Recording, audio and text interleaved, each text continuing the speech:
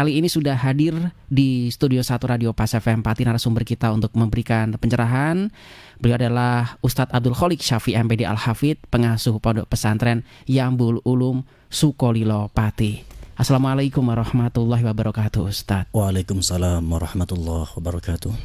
Monggo, Ustadz. Bismillahirrahmanirrahim. Assalamualaikum warahmatullahi wabarakatuh.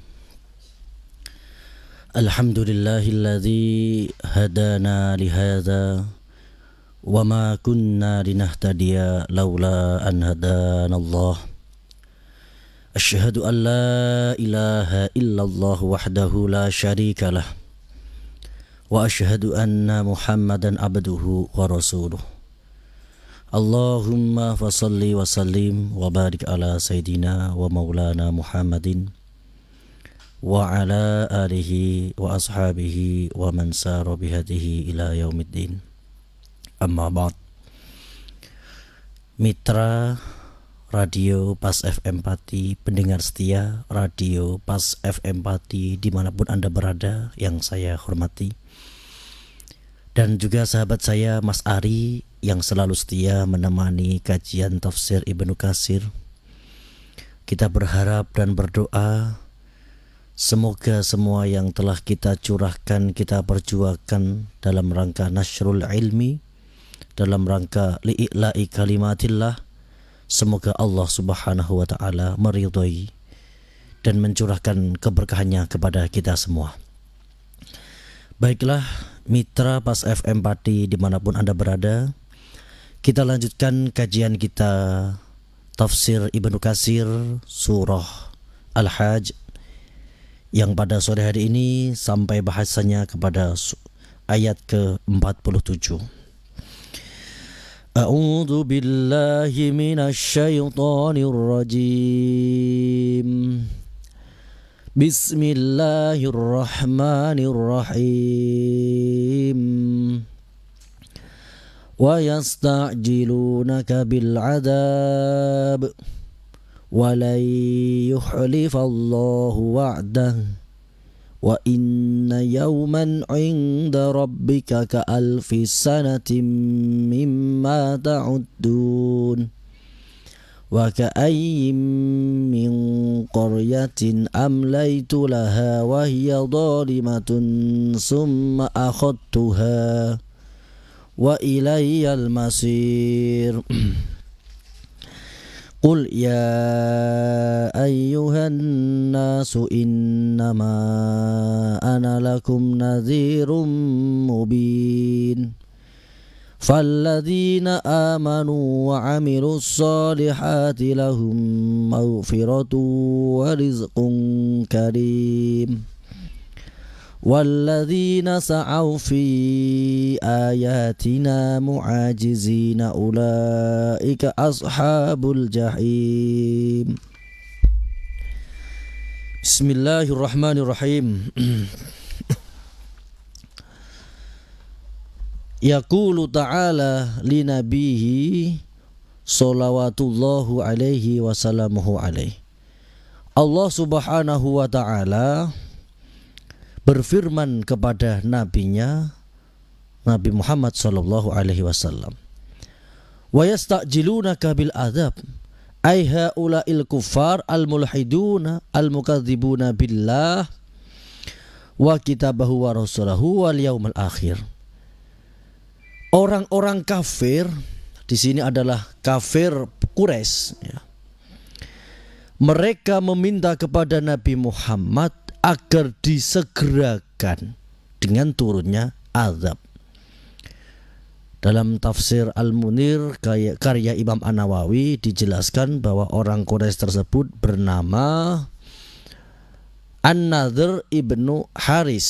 Nah, ini adalah seorang tokoh kafir Quraisy. Jadi kemarin sudah saya jelaskan perbedaan antara kafir Ahlul Kitab dan juga kaum kafir Quraisy.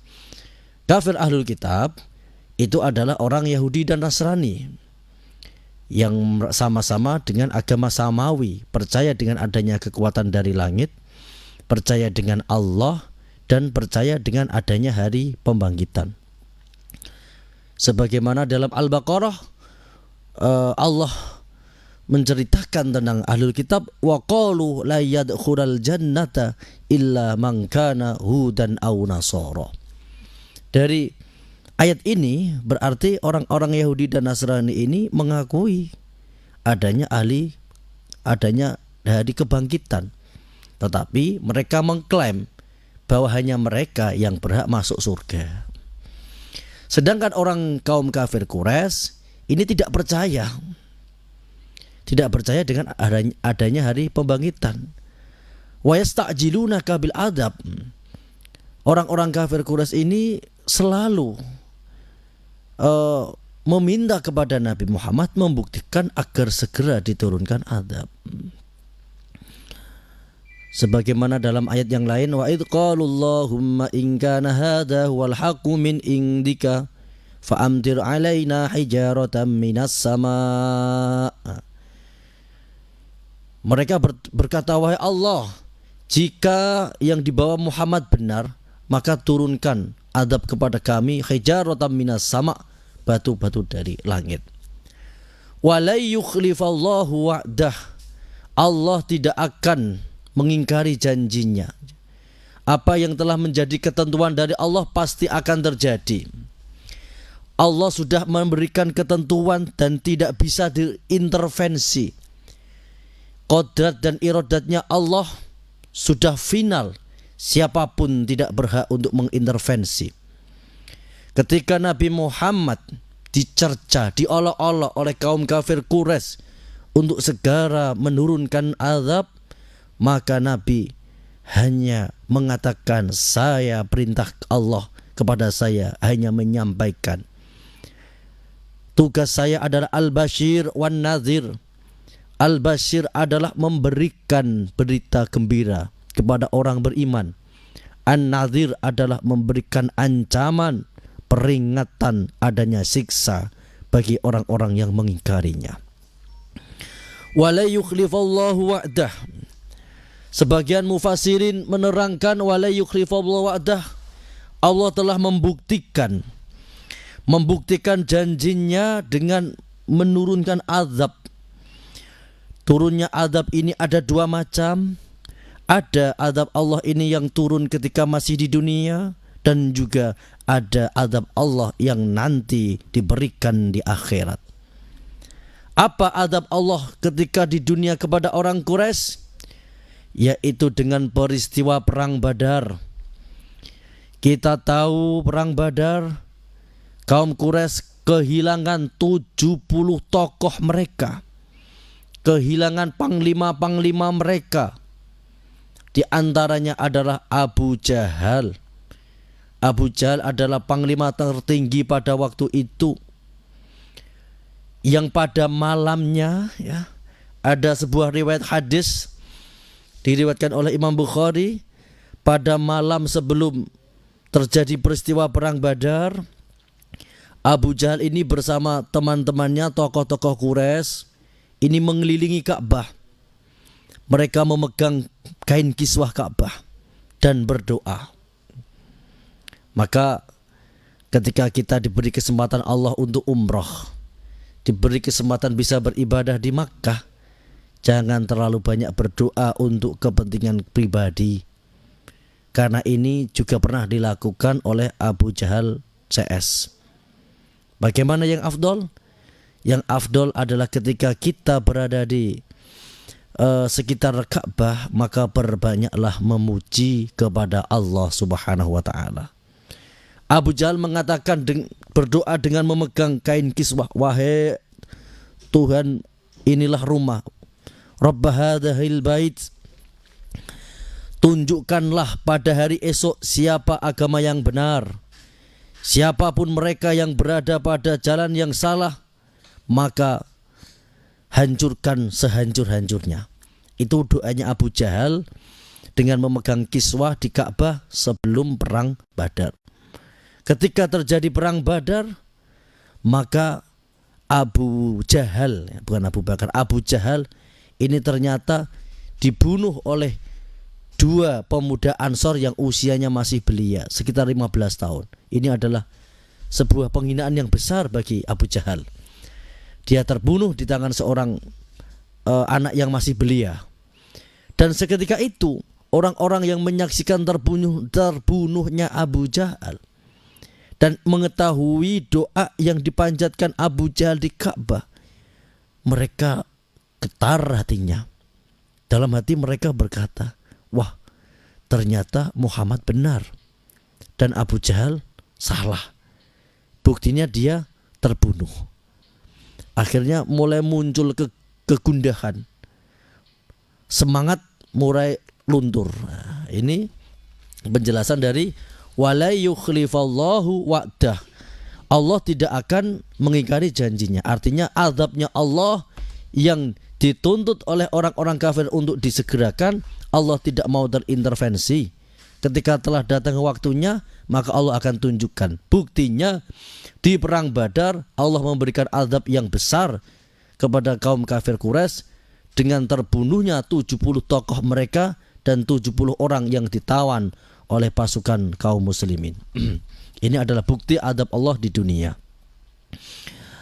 Wa inna yawman inda rabbika ka alfi sanatim mimma ta'uddun. Satu hari inda rabbika, ya, satu hari menurut hitungan Allah. Sebagian ulama mengatakan satu hari akhirat sama dengan ka alfi sanatim mimma ta'uddun, sama dengan 1000 tahun di dunia. Jadi tidak usah, wahai orang kafir, tidak usah kalian itu mempertanyakan kapan datangnya azab. Allah sifatnya qadir, maha kuasa. Allah sifatnya berdiri dengan zatnya, al-qayyum, tidak bisa terintervensi. Jika telah datang saatnya, pasti Allah akan memberikan azab. Wa inna yauman inda rabbika ka alfi sanatin mimma ta'uddun. Ini ada hadis, ya, dari Ibn Abi Hatim. Hadatsana Al-Hasan ibnu Urfah, hadatsani Abdah bin Sulaiman an Muhammad bin Amr an Abi Salamah an Abi Hurairah anna Rasulullah sallallahu alaihi wasallam. Rasulullah bersabda, yadkhulu fuqara'ul muslimina al-jannata qabla al-aghniya binisfi yaumin khamsi mi'ata amin. Orang-orang fakir dari kaum muslimin ini lebih dulu masuk surganya dibandingkan para aghnia, para orang-orang kaya, dengan jarak waktu setengah hari akhirat. Setengah hari itu sama dengan khamsi mi'ati amin, 500 tahun. Berarti satu harinya 1000 tahun. Ini.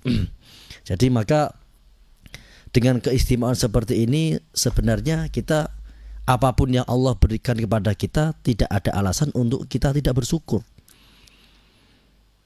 Apapun ibadah yang sedang dicoba dengan fakir, dengan kekurangan harta, kemudian kita bersabar, ini adalah sebuah ibadah yang paling utama. Karena ibadah yang paling tinggi di sisi Allah adalah menerima kepastian Allah. Maka apapun yang terjadi dalam kehidupan kita, kita harus tetap tersenyum. Pada dasarnya al-istighna, kaya itu artinya orang yang tidak banyak keinginannya, tidak banyak kebutuhannya ini dan itu. Kaya yang sesungguhnya adalah hatinya yang kaya, artinya tidak terlalu banyak kebutuhan, keinginan untuk memiliki ini dan itu. Seberapapun harta benda yang dimiliki, jika di hatinya selalu tidak puas, selalu ingin ini, diturutin lagi kepingin itu dan seterusnya, berarti sejatinya dia adalah fakir. Maka kebahagiaan itu sebenarnya dari hati. Seberapapun yang diberikan Allah kepada kita, kita syukuri dan kita selalu merasa cukup, tidak ingin ini, tidak ingin itu, maka ini sebenarnya orang yang paling mulia, karena selalu tersenyum dengan rahmat Allah. Jadi orang yang tersenyum itu tanda orang yang bersyukur. Orang yang selalu cemberut, ya, selalu marah-marah, itu tanda orang yang tidak bersyukur, dan ancamannya berat. Dalam hadis qudsi Allah mengancam, barang siapa yang tidak mau bersyukur, tidak mau bersabar atas ujianku dan tidak menerima keputusanku, maka keluarlah dari bumiku dan cari Tuhan selain aku. Ini adalah sebuah instruksi yang tegas bahwa Allah tidak menyukai orang-orang yang tidak bersyukur. Lah, sifat tidak bersyukur ini bermula dari hati yang sering sedih. Maka Nabi Muhammad sering berdoa, Allahumma inni a'udzubika minal khuzni. Ya Allah, saya berlindung kepadamu dari segala sifat susah, galau. Karena berawal dari susah ini, jika berterus-terusan, nanti akan protes dengan ketentuan Allah. Semisal saya berikan contoh, ya Allah, kenapa sama-sama manusia saya kok ditakdirkan menjadi begini, menjadi tidak punya apa-apa, bukan anaknya siapa-siapa. Sedangkan teman-teman saya itu juga engkau ciptakan, tapi dia mempunyai segalanya dan anak orang yang berpangkat. Nah, kalau kita berpikirnya dari diri kita nggak akan bersyukur. Maka pola ini harus dirubah. Kita harus berpikir tentang Allah. Kita ini tidak penting apapun. Dunia tanpa kita masih berjalan. Allah ini sudah maha bijaksana, kuasa atas segala-galanya. Kalau kita berpikir dari sisi Allah, Allah ini hal yang terpenting, Allah kuasa atas segala-galanya, Allah mengetahui apa yang saya butuhkan, kita akan menerima. Karena kita tidak akan menuntut dari sisi kita. Nah, ini juga berdampak juga dalam kehidupan interaksi sosial. Kita berkeluarga, kalau kita berpikirnya dari arah kita akan selalu kecewa. Ketika kita dengan teman kita silaturahim di rumahnya, kemudian ternyata belum bisa memberikan penghormatan, belum bisa memberikan suguhan yang sesuai dengan keinginan kita. Kalau kita berpikir dari arah kita akan kecewa. Loh, saya ini temanmu, kenapa enggak kamu muliakan? Saya ini kalau ada apa-apa kamu itu yang nolong saya. Maka kita akan kecewa. Coba kalau kita berpikir dari sisi yang lain. Oh iya, mungkin temanku sedang sibuk. Mungkin temanku sedang banyak pikiran. Mungkin temanku belum ada rezeki. Sehingga kita enggak banyak nuntut. Biasanya orang yang kecewa itu karena dia merasa dirinya terpenting. Orang yang banyak kecewa merasa karena dia telah berperan, pernah berjasa. Ketika apa yang telah diberikan ini tidak sesuai dengan keinginannya, dia akan kecewa. Maka kita harus membiasakan dalam hati kita yakini seyakin-yakinnya apapun prestasi yang telah kita dapatkan, amal ibadah apapun yang telah kita laksanakan, bukan karena kehebatan kita, tapi hakikatnya semua dari Allah Subhanahu wa ta'ala. Maka dalam teori ini ada teori syariat, torekot, hakikat. Syariat itu apa? Syariat itu cara. Ketika kita sholat, apa syariatnya? Ya, kita mempelajari ilmunya. Syarat sebelum sholat, rukun sholat. Setelah selesai, kita harus torekot. Torekot itu tujuan. Apa tujuan kita sholat? Li tolabi mardotillah, untuk mencari ridho Allah. Kemudian setelah syariat torekot, yang ketiga adalah hakikat. Yakini seyakin-yakinnya bahwa kita bisa sholat dengan baik, bisa sholat dengan khusyuk, bukan karena kehebatan kita, bukan karena kealiman kita, tapi semata-mata karena kasih sayang dari Allah Subhanahu wa ta'ala. Tentu kalau kita membiasakan mengetahui hal seperti ini, kita nggak akan mudah kecewa. Ketika mungkin kita berjasa kepada seseorang yang telah kita bina sehingga dewasa ia menjadi orang sukses dan kemudian melupakan jasa kita, kalau kita berpikir dari arah kita akan kecewa. Coba kalau kita berpikir dari sisi Allah, kita bisa berbuat baik kepada anak tersebut, bisa membimbingnya, bisa mengantarkannya ke pintu kesuksesan, bukan karena kita, tapi karena Allah.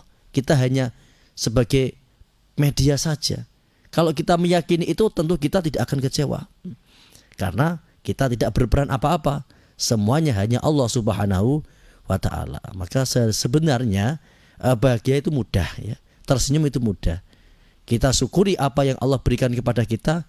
Kita yakini Allah adalah segala-galanya dalam hidup kita, Allah yang terpenting dalam hidup kita, dan Allah yang menjadikan kita, memerankan kita dalam kehidupan ini. Insya Allah dengan keyakinan ini kita tidak akan mudah kecewa dan tidak akan terpengaruh dengan perilaku manusia di sekitar kita. Kita lanjutkan. Wa ka'ayyim min qaryatin amlaitu laha. Dan banyak sekali diceritakan wa ka'ayyim min qaryah amlaitu laha wa hiya dhalimatun sum'ahatuha wa ilayyal masir. Kota-kota yang Allah binasakan karena mereka berbuat dolim. Betapa hebatnya kaum Ad. Kaum Ad ini kaumnya Nabi Hud, terkenal orang-orang yang kuat. Tetapi ketika diseru oleh nabinya Nabi Hud untuk beriman kepada Allah, mereka menolak. Dan mereka selalu mengatakan, kapan azab Allah turunkan, saya ingin lihat. Dan setelah Allah memberikan kepastiannya, turun azab itu hancur lebur. Tidak ada gunanya manusia yang kuat itu. Sekuat apapun manusia, pada dasarnya lemah. Sekuat apapun manusia, tidak akan mampu bertahan tanpa makan dan minum. Maka sebenarnya manusia itu tidak lebih kuat dari air. Saya teringat ada cerita dari seorang ulama, ya. Ulama yang suatu saat ini diskusi dengan seorang raja. Raja itu sombong. Wahai Pak Yai, saya adalah orang yang hebat. Pak Yai mengatakan, biasa saja, saya tidak gumun. Saya adalah raja dan punya segala-galanya. Ya, menjadi kebiasaan mungkin ketika orang yang kaya kemudian reuninan, itu biasanya yang diceritakan hartanya. Orang yang kuat kemudian bertemu dengan temannya, yang diceritakan adalah tenaganya. Maka sebenarnya semakin kita menunjukkan kepada khalayak umum siapa diri kita, orang-orang di sekitar kita akan semakin tidak nyaman kepada kita. Raja itu juga begitu. Terus dia menceritakan ini hartanya dan semuanya diceritakan.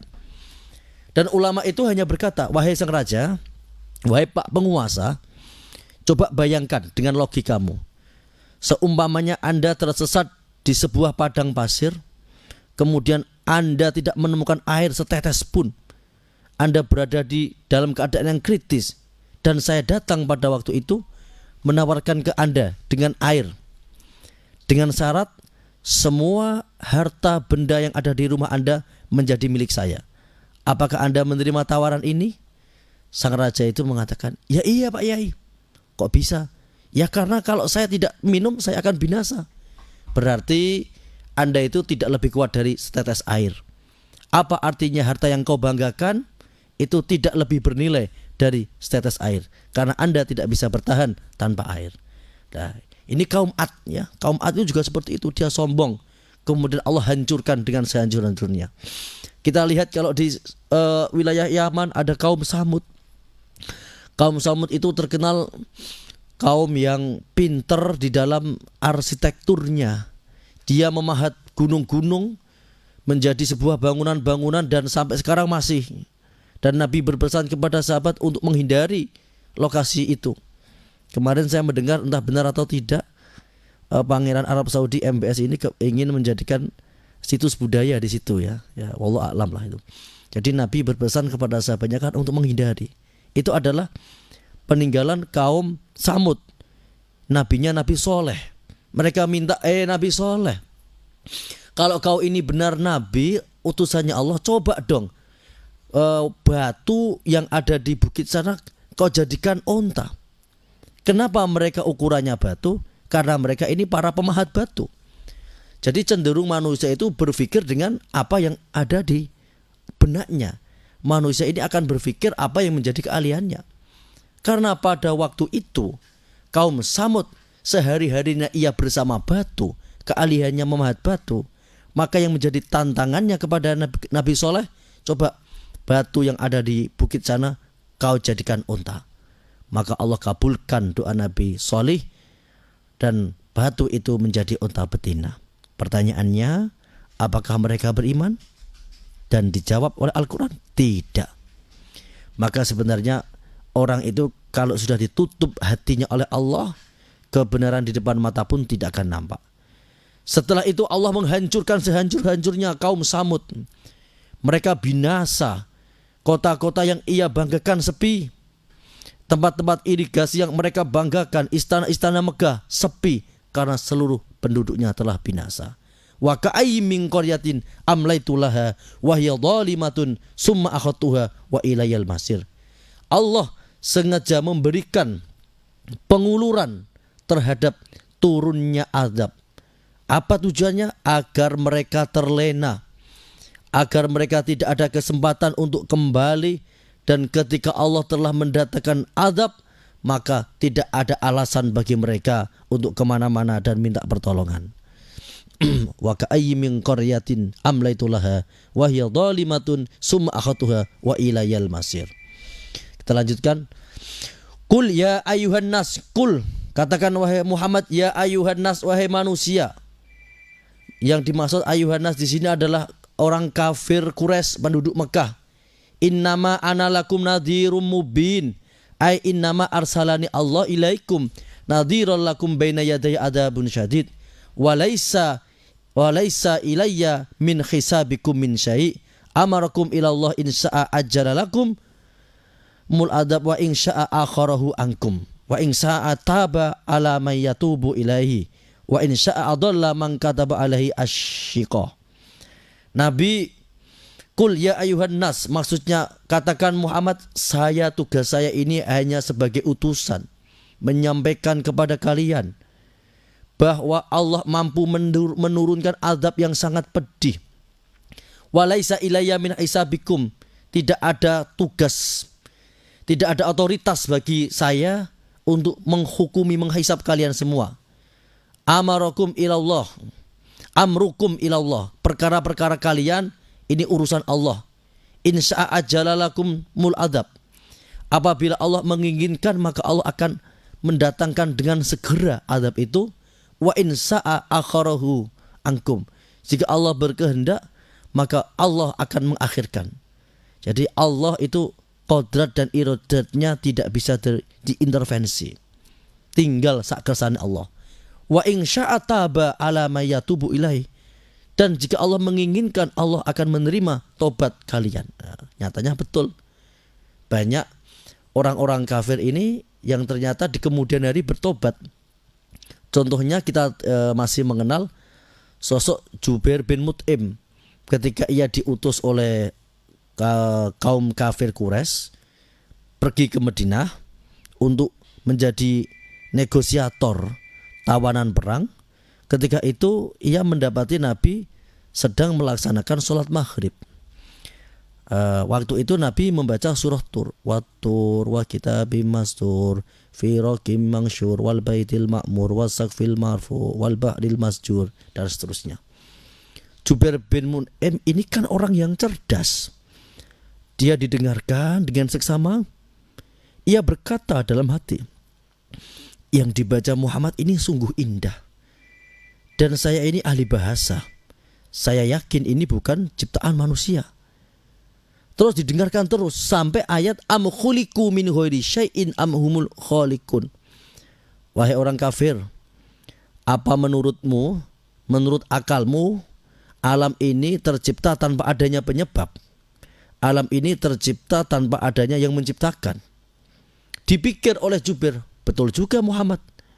Tidak mungkin Don, perkara yang sudah terwujud ini tanpa ada penyebabnya. Adanya sesuatu ini terwujud berarti menandakan ada yang menciptakannya. Tidak mungkin perkara yang terwujud diciptakan oleh perkara yang tidak wujud. Dipikir, wah benar ya, benar Muhammad ini benar, logikanya masuk ini. Amhumul khaliqun. Atau kalau kamu tidak bisa menjelaskan itu, kamu saja yang mengaku sebagai pencipta alam semesta. Apa kamu ikut kontribusi sesuatu dengan penciptaan alam semesta? Dipikir lagi oleh Jubair, wah betul juga Muhammad, saya tidak ikut menciptakan alam. Tuhan-Tuhan berhala itu bahkan yang menciptakan saya sendiri. Dipikir-pikir, akhirnya dia dengan pemikirannya yang benar. Setelah Nabi Muhammad selesai sholat, Jubair mengatakan, Matarokta min akli syai'an. Hai Muhammad, kau telah menghabiskan akalku. Apa yang telah kau baca membuat aku kehabisan pikir, dan sekarang saya menyatakan Islam. Asyhadu alla ilaha illallah wa asyhadu anna Muhammadar Rasulullah. Ini adalah wa in sa'ataba mayyatubu ilaih. Jika Allah menginginkan akan memberikan pintu tobat kepada kalian. Wa in sya'a adalla.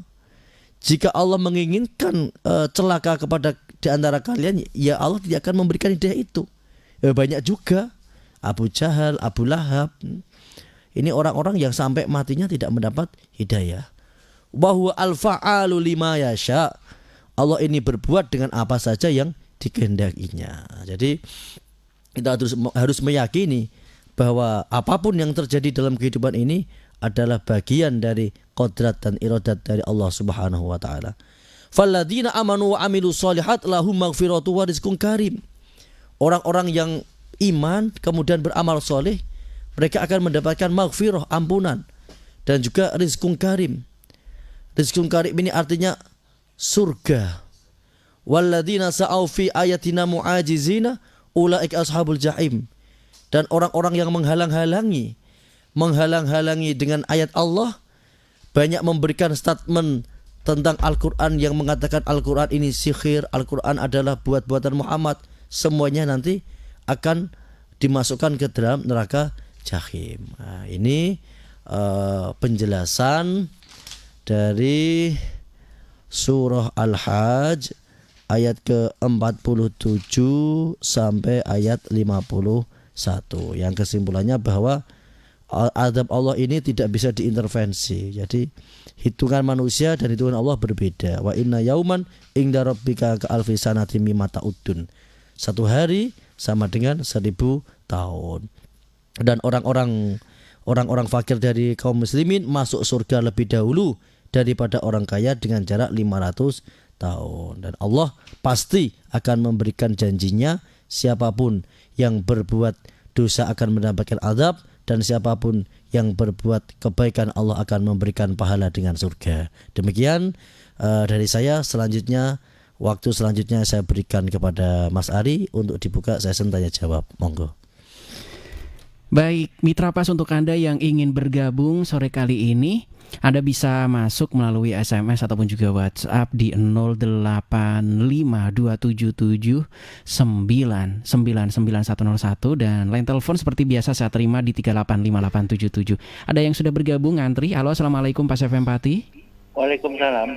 Dengan siapa, di mana Pak? Dari Mas Udin di Juwana, Mas Ari. Mas Udin, monggo. Ya, mau menanyakan ini Pak Ustadz ya, mengenai konsep syukur ya Pak Ustadz ya. Kalau orang yang mungkin punya harta, orang kaya, itu bersyukur mungkin mudah saja ya Pak Ustadz. Tapi bagaimana ketika orang miskin itu harus bersyukur gitu Pak Ustadz. Nah, bagaimana caranya gitu kalau mensyukuri ketika mungkin kita tidak berharta dan sebagainya gitu Pak Ustadz. Terima kasih. Assalamualaikum. Waalaikumsalam warahmatullahi wabarakatuh. Lagi pas-pasan kebanjiran lagi Ustadz. Masya Allah. Cara syukurnya nih gimana nih konsepnya? Mohon pencerahannya Ustadz. Imam Syafi'i mengatakan al-istighna anisyai labihi. Jadi orang yang kaya itu adalah orang yang merasa cukup dengan apapun yang telah diberikan kepada Allah. Artinya cara mensyukurinya, kita tidak terlalu menginginkan dengan hal-hal apa yang tidak ada pada diri kita. Kita cukup mensyukuri dengan apa yang telah Allah berikan. Jadi orang itu bisa bertahan hidup meskipun tanpa mempunyai mobil. Orang itu masih bisa bertahan hidup meskipun tidak mempunyai motor dan seterusnya. Tetapi orang tidak bisa bertahan hidup dengan adanya makan dan minum. Jika kita masih diberikan rezeki, dengan kita bisa masih tercukupi dengan makan dan minum, maka tidak ada alasan kita untuk tidak bersyukur. Dan harus kita sadar, kenikmatan yang terbesar yang Allah berikan kepada kita itu bukan rumah mewah, bukan motor, bukan mobil, tapi kenikmatan yang terbesar bagi kita setelah iman adalah keberadaan kita di dunia. Kok bisa kita diciptakan Allah di dunia? Kita ini siapa sih? Kita ini ada dan tidaknya tidak membuat dunia menjadi tidak ada pengaruhnya apapun. Tapi Allah menciptakan. Ini tanda kasih sayang Allah kepada kita. Allah menciptakan kita padahal Allah paham kita ini tidak ada manfaatnya apa-apa. Allah menciptakan kita sedangkan Allah tidak membutuhkan kepada kita. Maka dengan kenikmatan ini Allah telah menciptakan kita. Ini adalah kenikmatan yang terbesar setelah adanya iman. Kemudian rezeki itu tidak tentu harus berupa dengan banyaknya materi. Rezeki itu juga dengan badan yang sehat, ini juga rezeki. Kalau kita uangkan, kalau kita ini hitung secara statistik, berapa harganya mata coba. Kalau kita sedang sakit, berapa juta saja kita keluarkan untuk mengembalikan mata ini. Berapa miliar pun orang mau membayar jika mendapatkan anggota badan yang sempurna. Jadi soal syukur tersenyum itu bukan berarti orang yang tanpa masalah. Syukur dan tersenyum adalah bukan berarti orang yang selalu dengan kecukupan dengan rezeki. Tetapi syukur dan tersenyum adalah orang yang pandai memanajemen hatinya, mengetahui kedudukannya, dan mengetahui posisi Allah Subhanahu wa ta'ala. Jangan sampai dengan hanya karena satu musibah, satu masalah yang kita hadapi, kemudian kita melupakan triliunan nikmat Allah, kasih sayang Allah yang telah kita berikan, yang telah Allah berikan sejak kita lahir sampai sekarang. Maka cara terbaik untuk bersyukur adalah kita pahami siapa diri kita dan siapa Allah. Kita yakin seyakin-yakinnya keberadaan kita ini adalah bentuk kasih sayang dari Allah. Maka wajib bagi kita untuk bersyukur kepada Allah Subhanahu wa ta'ala. Demikian. Baik, demikian yang sudah bergabung. Yang ingin kembali lagi untuk berdiskusi bersama kami, silahkan Anda bisa masuk melalui SMS ataupun juga WhatsApp. Saya tunggu di 085277 999 101. Kemudian untuk line telepon juga masih saya tunggu di 0295 385 877. SMS WhatsApp silahkan kami tunggu juga. Dan Anda juga bisa komentar, saya selalu pantau di fanspage Radio Pas FM Pati. Saya sapa untuk yang sudah like, kemudian juga nonton. Sore kali ini ada Mas Ismail S. Pesa, kemudian Mbak Ati Slengki Monogamis. Selamat sore, tetap bergabung terus di 101 FM Radio Pas Pati. Yang sudah masuk kembali ini dari Mas Ridwan yang sudah bergabung tentang mohon pencerahannya Ustadz. Tadi ada keterangan bahwa Kanjeng Nabi ini memberikan warning kepada para sahabat untuk tidak mendekati tempat-tempat yang dulunya pernah dijadikan tempat yang bisa dikatakan umat terlaknat. Ini apakah ngimbas ke tempatnya? Apakah seperti di Indonesia ada tempat-tempat wingit seperti itu yang mesti dihindari atau bagaimana? Mohon pencerahannya dari Mas Ridwan atau Pak Ridwan. Halo, jadi begini. Apa yang disampaikan Nabi itu adalah tentang kaum Samud. Jadi berbeda dengan yang ada di Indonesia. Karena orang-orang Arab, khususnya orang Quraisy itu kalau musim dingin dia berdagang di Yaman, melewati perkampungan kaum Samud. Kalau musim panas berdagang di Syam, Damaskus, Lebanon, di sana akan melewati kampungan kaum Ad. Jadi berbeda ya, dengan konsep wingit itu berbeda. Jadi Nabi menyarankan atau memberikan instruksi kepada kaum Quraisy agar mereka bisa berpikir, mengambil pelajaran dari tempat-tempat yang sering ia lalui ketika dagang. Dan Nabi berpesan ketika lewat tempat itu bersegeralah, tidak usah berlama-lama di sana. Ini pesan Nabi, tentu ini adalah al-ibrah bi khususi sababnya, bukan bi umumi lafdi. Jadi hanya sababnya itu. Jadi kalau masalah tempat-tempat ini tentu tidak ya. Jadi salah satu dari ciri-ciri kekasihnya Allah, ala inna awliya Allah la khaufun alaihim walahum yahzanun. Jadi kalau kita mau menjadi kekasihnya Allah ya jangan takut apapun kecuali hanya kepada Allah. Demikian. Baik Mitra Pas, masih ada kesempatan lagi untuk Anda. 1 atau 2 penanya kami terima di 3858877 untuk SMS ataupun juga WhatsApp. Terus saya pantau di 085277 999 101. Kemudian selamat sore yang sudah bergabung kembali Bapak Muhammad Haryanto. kemudian Mami Mimin, Mamai Rian, dan yang lainnya ada 38 orang yang sudah bergabung. Terima kasih. Tetap stay tune terus di 101 FM Radio Pas Pati, saluran informasi warga Pati. Kemudian untuk Anda Mitra Pas, saya ingatkan bahwa live streaming ini juga nantinya bisa Anda share ke rekan Anda atau nantinya bisa Anda simak kembali meskipun acara ini selesai. Yang sudah masuk dari Mas Ihsan ini juga menanyakan tentang untuk siksaan kepada orang-orang yang bisa dikatakan tidak ikut dengan anjuran Nabi Muhammad SAW. Ini rata-rata kok ingin disegerakan. Itu juga terpantau dari beberapa ayat umat-umat terdahulu. Kenapa demikian Ustadz? Apakah nantang atau bagaimana? Silahkan mohon pencerahannya Ustadz. Ya, sebenarnya sifat kesusu itu kan tidak diperbolehkan kecuali satu, ketika mempunyai hutang itu ya harus segera dibayar. Anak gadis yang sudah sudah masanya menikah disegerakan, kemudian jenazah disegerakan, dan juga tambah lagi kalau di dalam kitab Fathul Mu'in itu ketika kita mau menghadiri jamaah sholat atau kebaikan itu harus dengan sari, cepat-cepat begitu. Jadi sifat tergesa-gesa ini adalah salah satu sifat dari setan. Jadi memang orang-orang sifat buruk dari manusia itu sukanya tergesa-gesa, dan ini adalah dari setan.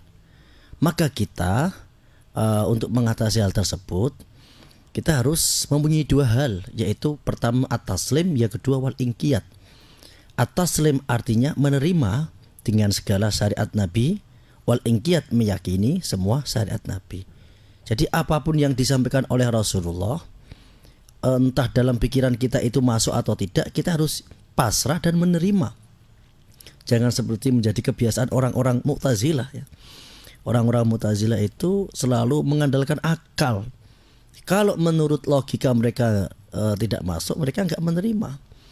Padahal Sayyidina Ali karamallahu wajhah pernah mempunyai statement, jika agama ini tentang akal, maka di urusan bab muzah, mengusap muzah, itu tentu yang rasio, yang dibasuh itu yang bawah, tetapi Nabi memerintah yang atas. Artinya kekuatan akal masih kalah dengan kekuatan wahyu. Apapun yang disampaikan Rasulullah, kita harus sami'na wa ata'na. Demikian. Baik, Mitra Pas, untuk teleponnya di 3858877, sementara untuk saluran SMS WhatsApp jangan sampai kebalik Mitra Pas di 085277999101. Kami juga live menggunakan audio visual sore kali ini di fanpage kami Radio Pas FM Pati 2. Silakan bisa bergabung untuk berdiskusi bersama kami, dan acara ini insya Allah bisa Anda simak setiap hari Rabu Mitra Pas dari jam 5 sore hingga jelang maghrib tiba. Kemudian yang sudah bergabung kembali, Assalamualaikum warahmatullahi wabarakatuh Ustadz. Waalaikumsalam warahmatullahi wabarakatuh. Baik, ini tentang memahami ayat-ayat Al-Quran. Ini kan satu dengan yang lain ada sedikit perbedaan atau juga biasanya ini menjadi pro dan kontra. Tetapi juga ini apa yang seharusnya bisa menyatukan kita, karena beberapa waktu lalu karena dekat-dekat dengan kampanye dulu itu juga ada orang yang berbeda pandangan saja itu sampai meninggalnya tidak mau disolatkan. Artinya orang ini dipinggirkan padahal juga sama-sama muslim. Ini kan berdosa dari hamba Allah. Ustaz, mohon pencerahannya. Ya, demikian. Jadi di dalam memahami Al-Quran kita tidak boleh menggunakan ra'yu kita, pendapat kita. Kita harus ittiba kepada ulama. Kita tahu sekelas Ibnu Katsir saja dalam karyanya ini beliau banyak mengutip dari tautan dari ulama-ulama sebelum-sebelumnya. Jadi sebagaimana dalam tradisi keilmuan ya, teman-teman kita, sahabat kita yang pernah nulis skripsi atau tesis, kalau dia mengutip dari pendapatnya sendiri langsung dicorek oleh dosbingnya. Tapi kalau dia membaca dulu literatur, kemudian dia menulisnya dengan kutipannya, kemudian nanti dianalisa, itu boleh. Ya, jadi kita memahami ayat itu harus berhati-hati betul. Kita harus menggunakan tafsir para ulama. Jangan sampai kita ini seperti orang-orang Khawarij. Kita tahu orang Khawarij sebagaimana Ibnu Umar mengatakan, orang Khawarij itu salah satu keburukannya sering menggunakan ayat Al-Quran yang seharusnya digunakan untuk orang kafir, tapi sering digunakan menghukumi orang-orang sesama muslim. Ini berbahaya. Seperti saya berikan contoh ya, kita hidup di Indonesia tentu kan bukan sebuah negara yang Islam ya. Kalau ada orang mencuri tentu kan dipidanakan, bukan dipotong tangan. Lah kalau begini nanti orang-orang Khawarij akan menjustifikasi wa man lam yahkum bima anzalallahu fa ulaika humul kafirun. Barang siapa tidak mau berhukum kepada Allah, maka dia adalah orang kafir. Kalau orang kafir berarti istiqlal, dihalalkan darahnya. Berbahaya sekali. Ini tentu akan menjadi embrio-embrio teroris, berbahaya sekali. Oleh karena itu kita butuh dekat dengan ulama untuk menerangkannya. Jadi kita harus menggunakan literatur yang jelas. Bagaimana mungkin kita berada di negara yang Pancasila ini, kemudian kita ego memaksakan dengan kehendak ini, tentu tidak bisa. Jadi kita harus benar-benar berpatokan kepada ulama, berbahaya. Begitu kita salah tafsir, maka kita akan menghukumi orang lain menjadi kafir. Jadi kalau orang kafir ya, misalkan orang non muslim lah, itu menyebut kita kan masih orang muslim. Tapi bahayanya orang Khawarij itu mengklaim kita itu sebagai orang kafir, kan lucu. Orang yang tidak Islam saja menyebut kita orang Islam. Nah, orang Khawarij ini memberikan klaim kepada siapapun yang tidak mengikuti cara pandang mereka diklaim sebagai orang kafir. Nah, salah satu penyebabnya ya karena salah tafsir itu. Dia senang agama tapi tidak ada ilmunya. Maka perlu untuk mengkaji dengan kitab-kitab para ulama. Demikian. Baik, kita sudah di penghujung acara Ustadz. Sebelum kita closing, mohon doanya Ustadz. Bismillahirrahmanirrahim. Allahumma salli ala Sayyidina Muhammad wa ala ali Sayyidina Muhammad. Alhamdulillahi Rabbil Alamin. Ya Allah, Ya Rahman, Ya Rahim, rahmati kami, berikanlah kasih sayang-Mu kepada kami. Allah, jauhkan kami dari siksa-Mu, jauhkan kami dari segala bencana-bencana yang telah melandai. Allah, ampuni umat kami, ampuni bangsa Indonesia ini, selamatkan bangsa Indonesia dari segala bencana dan semoga semua saudara-saudara kami yang saat ini sedang tertimpa bencana, semoga Engkau berikan sabar, Engkau berikan solusi yang terbaik, dan Engkau berikan hikmah kepada mereka. Ya Allah, Ya Rahman Rahim, berikanlah kasih sayang-Mu kepada bangsa kami Allah, agar bangsa kami selalu berada di jalan-Mu, jalan syariat Rasulullah, dan selalu bersaudara satu sama lainnya, ukhuwah Islamiyah, ukhuwah wataniyah, dan ukhuwah insaniyah, menjadi baldatun thayyibatun wa rabbun ghafur. Rabbana atina fid dunya hasanah wa fil akhirati hasanah wa qina adzabannar. Sallallahu ala sayyidina Muhammadin nabil ummi wa ala sahbihi wa sallam. Subhana rabbika rabbil izzati amma yasifun wa salamun alal mursalin alhamdulillahi rabbil alamin. Demikian dari saya, kurang dan lebihnya mohon maaf. Akhirul kalam wal afu minkum. Wassalamualaikum warahmatullahi wabarakatuh. Waalaikumsalam warahmatullahi wabarakatuh.